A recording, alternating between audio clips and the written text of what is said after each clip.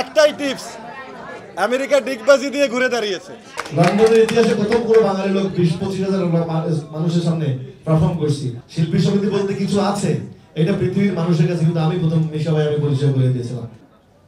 এটা ঠিক, আমি চেঞ্জ করে দিয়েছি। আগে শুনতাম শুধু শিল্পীরা গান করতে চায় বিদেশে, আমি কিন্তু শিল্পী সমিতিতে থাকা অবস্থায় শিল্পী সমিতির ধারা চেঞ্জ করে দিয়েছিলাম।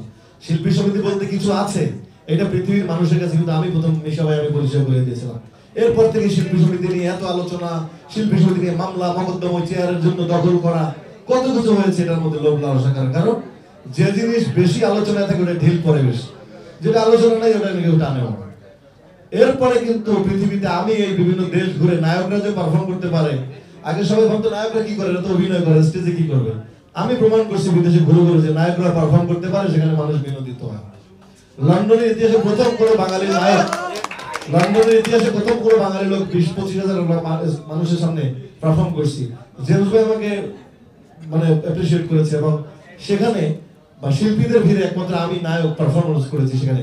তার কয়েক সপ্তাহ আগে আপনারা দেখেছেন মেলবোর্নে করেছি, অস্ট্রেলিয়া সিডনিতে করেছি, মাশাআল্লাহ টরন্টোতে প্রথম কোনো বাঙালি নায়ক যাবে স্টেজ পারফর্ম করতে, কানাডাতে। এগুলো কিন্তু আমি তৈরি করেছি মাশাআল্লাহ। আমার পথ ধরে হয়তো অনেকে আসবে, কিন্তু আগে কিন্তু শুধু শিল্পীরা গান করতো। আমি বলেছি শিল্পীরা গান করে, একমাত্র নায়ক নায়িকারাই পৃথিবীতে এন্টারটেইনার, মানুষকে বিনোদন দেয় একমাত্র নায়ক নায়িকা। কিন্তু স্টেজে গান গাওয়া বলেন, আমি স্টেজে গড়াগড়ি করে পা নাড়াচ্ছি, ওটাই মানুষ আনন্দিত হচ্ছে, হাসতেছে। তো পৃথিবীতে মানুষ হচ্ছে বিনোদন শ্রমিক, মানুষকে বিনোদন দেওয়া কাজ।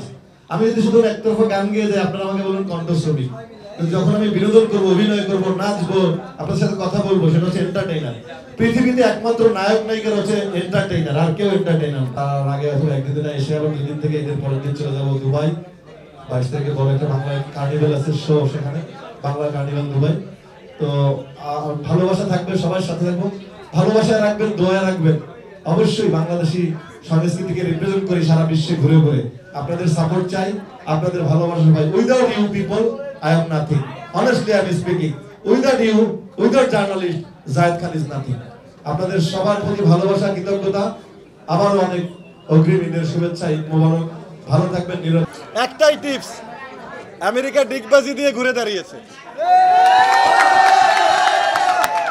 আমেরিকা আমাকে যখন এয়ারপোর্টে নামার পরে সাংবাদিক প্রশ্ন করেছিল বাংলাদেশের জন্য কি টিপস, আমি যে বাংলাদেশকে ডিগবাজি দিয়ে ঘুরে দাঁড়াতে হবে। তো সেটা তাসকিনরা পারেনি, সেই জন্য এখন আমেরিকা ওইটা আমার টিপস সংগ্রহ করছে।